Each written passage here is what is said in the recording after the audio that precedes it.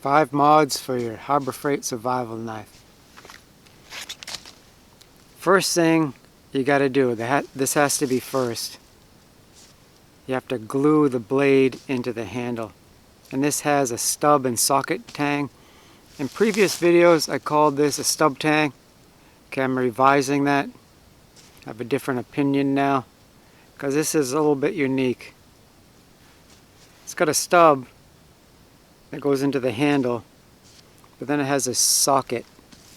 See how that's as wide as the base of the blade?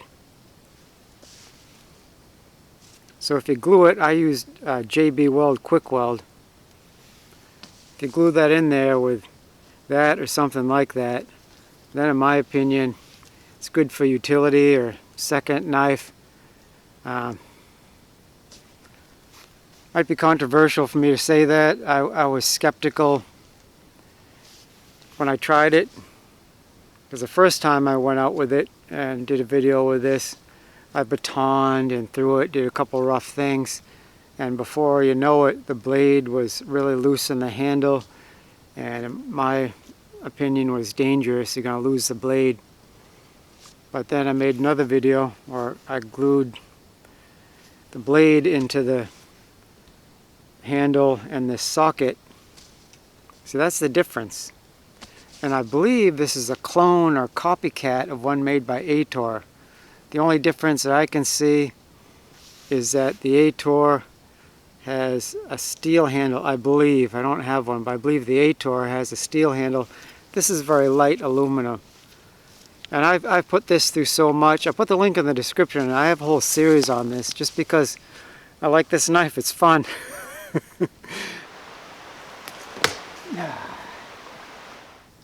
But watch past videos. I have cut down literal trees with this. And it just keeps going. So you'll see more of it likely, but I'm convinced at least good for utility. The going price being $9.99 in Harbor Freight, and on sale I've seen it $6.99. So how can you beat it? I don't think you can. That, and you'll squirt a glue. Alright, so that's the first mod. Gluing the blade into the handle. The second mod is reprofiling the blade near the base, like 3 fingers or so of the blade near the base. I reprofile into a carving edge, which if you look, that might ruin the appearance of the blade. It's kind of a hacker way to do it because this is a convex grind. It's easier to do and looks better in my opinion if you have a flat grind, but it is what it is. I usually use a diamond sharpener. Here's a small one. I'll put the link in the description there, but diamond sharpener block that's much larger at Harbor Freight for cheap money. I forget what it is. And you just reprofile the angle of the blade. Up here, the grind would be less steep for chopping, because this is a large knife, almost like a miniature machete. That's usually what I use it for, chopping things. So you want that kind of grind that's be more for a machete. But down here I made more acute grind, maybe something more similar to maybe a pocket knife or something, carving knife. And then you have to have a steel that's hard enough that when you make that fine an edge, it's not going to roll over through use. Of course, the really rough use is going to be more like the chopping sweet spot up here. I don't chop here. The only thing that I have done is like when I'm batoning, that I'd baton here. I wouldn't go right to the base of the blade for fear of maybe rolling it over. I don't know if it would. I'm just being careful. So it's more convenient if you're going to baton to be like this against a log rather than way up here. But that's the trade-off. In my opinion, the mod for the carving edge is worth it. It's a stick off the ground. It's really dry fur, something like that. See if I can demonstrate.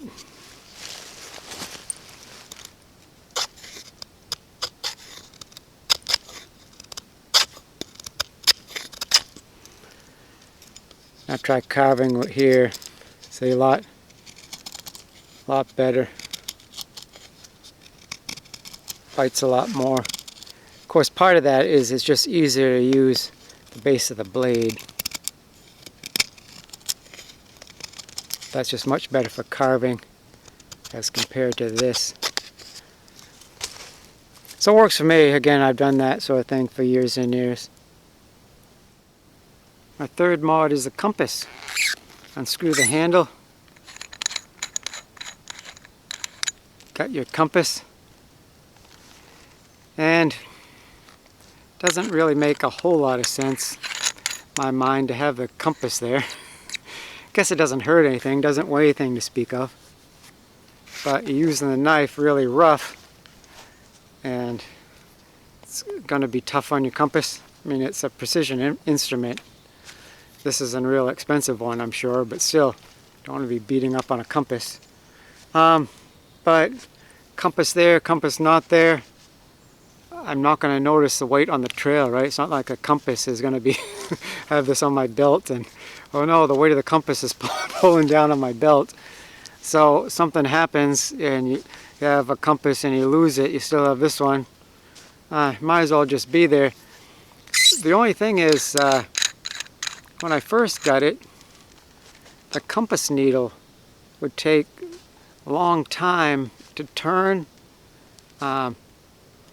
And my concern was that it got cold or whatever, because it was oil filled, that the oil will prevent the needle from turning to where I couldn't use it. And even warmer weather, it was hard to use and it's giving me a bum steer. But then through the rough use, the oil leaked out. Just through rough use, I damaged the compass. And now it works better. It points quite rapidly to where I'm going, and for the size of it, it's been accurate. I mean, a bigger compass doing some precision work would be better, obviously, but this isn't bad. This could get me unlost, right? So it just got me thinking. I mean, you might do the same thing I do and just not think about it, and one day there's no oil, and then your compass works better. But you know, you could pry that out and put in a air-filled compass. Is really what I recommend for a mod. If you're going to have a compass that size, in my opinion, shouldn't be liquid-filled. Liquid doesn't make it more accurate. What liquid does is make it deliberately turn slower, so then it just smooths it out. So if you're holding it, you don't have to hold it so carefully. You don't have to like set it down on a table or set it down. And if you're walking down the trail, the liquid settles down on the bounce, and it's easier to use like on the trail. But something it works well, in my opinion, with a big compass, like a couple inches diameter, something like that, 1.5 inches, couple inches diameter. You got a little button compass now that doesn't have the juice to be moving against, doesn't have the strength to be moving against the oil. So that's a mod I recommend. Okay, my third mod is the match case. It comes with, the knife comes with a survival kit, some survival gear in the handle that I was less than impressed with. You can put in your own survival gear. That's what I'm recommending for this mod. And here's what I did. This makes a great match case. After you do your glue mod, like I said, you got to do that first. If you don't do the glue mod, then there's a crack here. You can see light coming through, and then of course water can get in there. So from the factory, they're putting matches in there. A few matches as part of your survival kit, and a little bit of striking paper. Well, if you fall in some water, it's likely going to get wet, right? But after you glue the blade in the handle, that clogs up your crack. This cap does have an O-ring, rubber O-ring, and I've thrown this in the river and gotten wet and different things, you know, out on the trail. And nice match case. So my mod is, I took some paper, cardstock. Actually, I believe what I did was I cut some paper off the magazine cover, and then that blue is just painter's tape, just what I had. Made just like a lightweight kind of paper tube, and I taped on some striking paper, and the cotton on the top, it keeps the matches from rattling around. If they rattle too much, it can damage the match heads, right? Or snap them off, even crush them, whatever. Particularly since it's in the handle. I'm using the knife to chop over trees, chop down trees. So, I could say it's kind of silly, not the best idea. I just like it. And with the cotton, the matches have been always usable. Also, if a tiny bit of moisture did get past your O-ring, the cotton would soak it up. But actually, I haven't had that happen. I mean, and in here I have Strike Anywhere matches, and I got this little ferro rod. It came with a handle. I think I might have got that from Smoky Mountain Knife Works, I forget. Not cheap, $5 or something. It had a plastic handle I took off just so it fits in my match case better.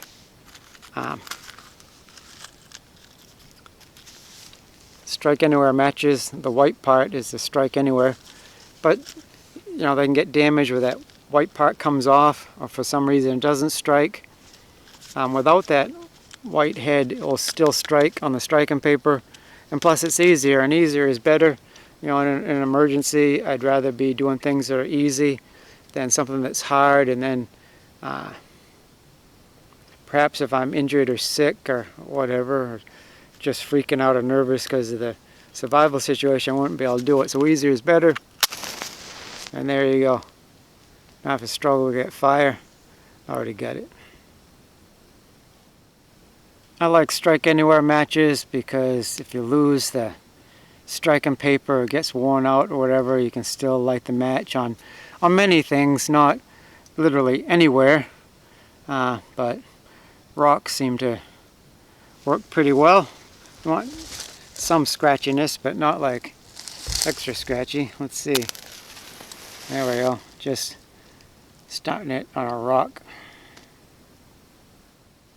The fifth and final mod is the leather sheath, which makes a world of difference, I think. Looks like a real knife now. The sheath it came with was junk, in my opinion. Functional.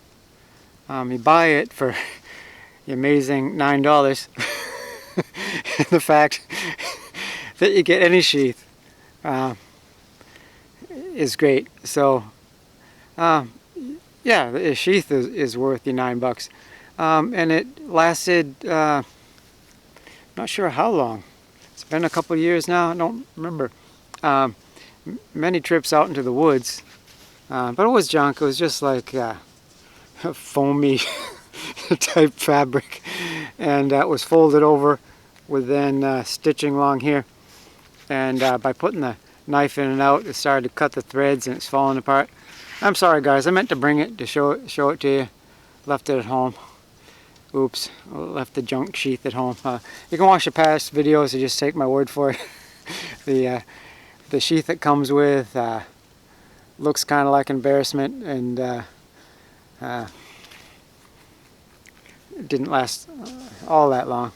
But I actually, I mean, it's personal opinion, but I actually like the appearance of the handle. That looks nice to me. Cross guard, like silverish paint. I mean, I like that. And then I pair it up with a decent looking sheath. I think that makes a world of difference. Looks like a knife there. So planning on another video for the sheath because mistakes are made. So there's room for improvement. This is the first version of the sheath. When I get the one that I like, I think I'll make another video, and then I'll try to get away so you can have the pattern online somewhere to make your own. But the knife isn't symmetrical. It's flat here. You have the saw, but there's that flat line, then the clip point. But then on this side it's rounded, and then it's flat here. So the two sides of the knife are similar, but it's not symmetrical like if it was double bladed, you know, like a leaf shape with both sides being the same, and you know, a line going down here and down the middle for the grind instead of the clip point.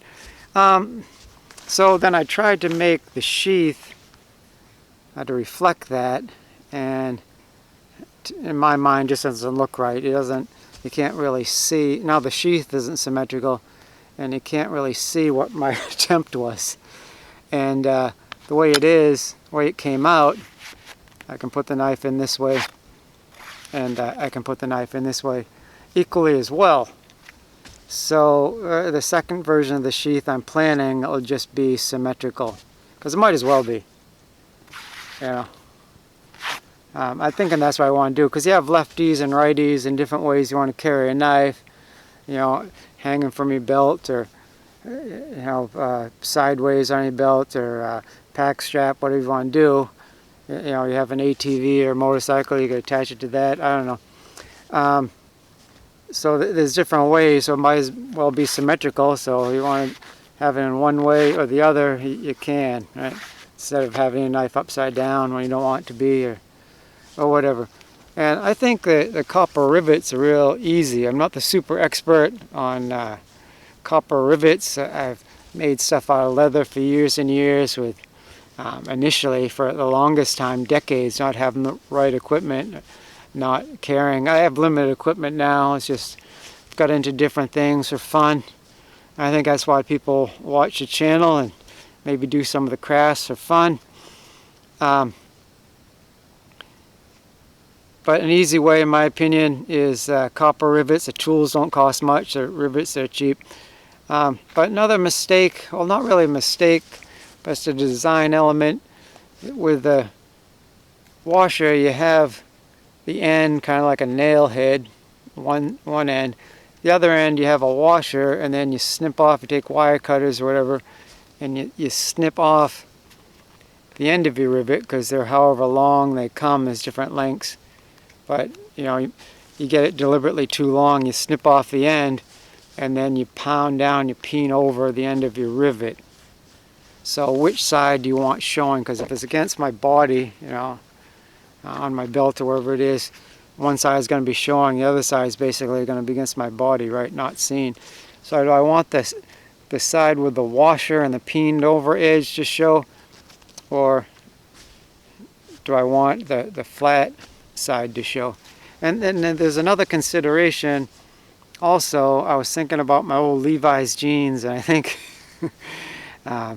other jeans have that rivet on your pocket there, wherever they have it, and they'll have that side facing out, the side with the washer and the peened over end of the rivet, because you know, it depends on the skill of the person making the rivet. That can be a little rough, or that can be more smooth, but it's always going to have that little bit of pokiness. Where something's right against your body, the flat edge would be more comfortable. You wouldn't feel that really.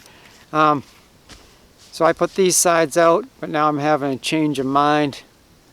The next one might have this sides out, and I'll just see how I carry it, and if this rivet is bothering me, just because looking at it, I mean, the grass is always greener on the other side. You do one, you like the other.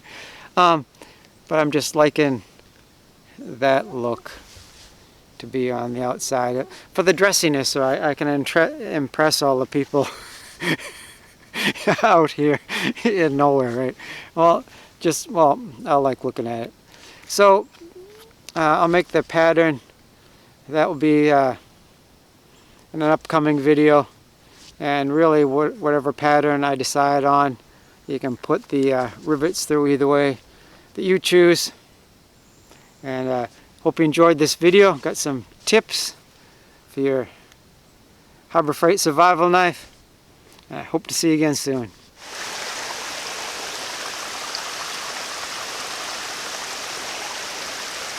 Gracious words are a honeycomb, sweet to the soul and healing to the bones. Proverbs 16:24.